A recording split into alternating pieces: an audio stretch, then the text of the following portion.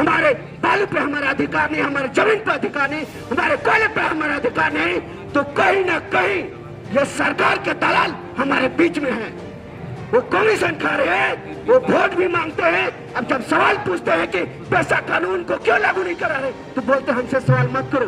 अरे तुमने सरकार को वोट दिलाया है तो हम सवाल कैसे करेंगे? तुम धार्मिक अगुवा बनते हो, सामाजिक अगुवा बनते हो और सरकार को वोट दिलाते हो। जब सवाल बहाल नहीं करता है कि तुम क्यों पैसा कानून लागू नहीं करा रहे हो, तो बोलता है कि सरकार से पूछो सवाल। तो दलाल तुम हो तो किससे हम सवाल पूछेंगे? तुमने वोट दिलाया, सरकार बनाया, मोदी को बैठाए, हाथ को बैठाए।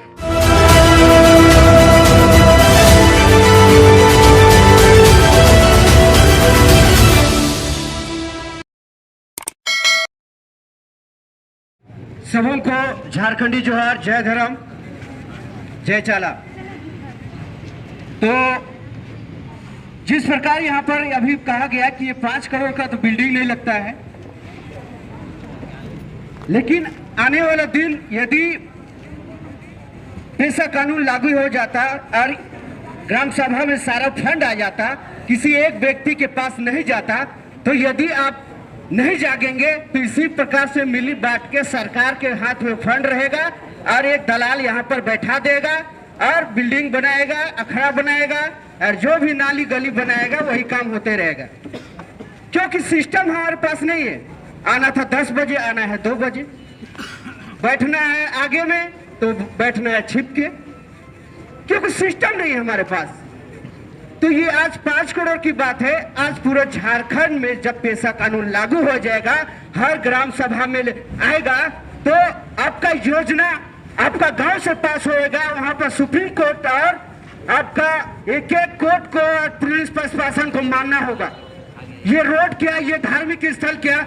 जब काटाटोली चौक में एक हनुमान को बैठा दिया है, अगर यहाँ पर पेड़ के पास हनुमान को बैठा दिया जाए तो कोई भी अधिकारी का औकात नहीं कि 1 इंच का जमीन के एक्वायर कर सके। क्यों? क्या हमारा ये धार्मिक स्थल हमारे बाबा कार्तिक कुरान नहीं, हमारे सरना माँ का ये एक अस्तित्व है जिसे हमें बचाने की बात होती है। क्योंकि ऑक्सीजन वो दीकू भी ले रहा है और हेमंत सोरेन भी ले रहा है और मोदी भी ले रहा है। क्योंकि ये ऑक्सीजन है 24 घंटा।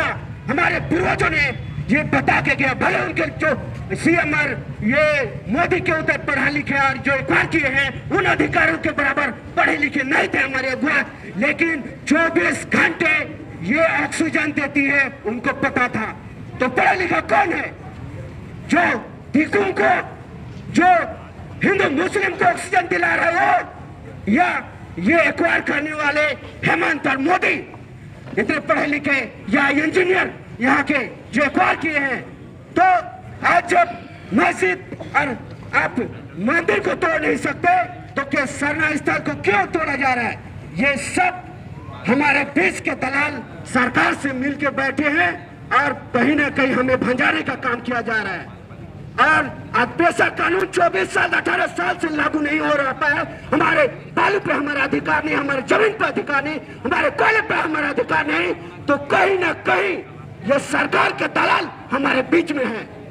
वो कमीशन खा रहे हैं, वो वोट भी मांगते हैं। अब जब सवाल पूछते हैं कि पैसा कानून को क्यों लागू नहीं करा रहे, तो बोलते हमसे सवाल मत करो। अरे तुमने सरकार को वोट दिलाया है तो हम सवाल कैसे करेंगे? तुम धार्मिक अगुवा बनते हो, सामाजिक अगुवा बनते हो और सरकार को वोट दिलाते हो। जब सवाल बहाल नहीं करता है कि तुम क्यों पैसा कानून लागू नहीं करा रहे हो, तो बोलता है कि सरकार से पूछो सवाल। तो दलाल तुम हो तो किससे हम सवाल पूछेंगे? तुमने वोट दिलाया, सरकार बनाया, मोदी को बैठाए, हाथ को बैठाए।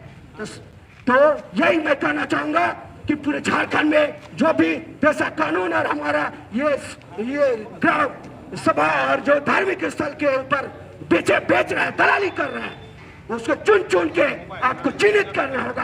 आपके समाज में दलाल कौन है? जय झारखंड, जय धर्म।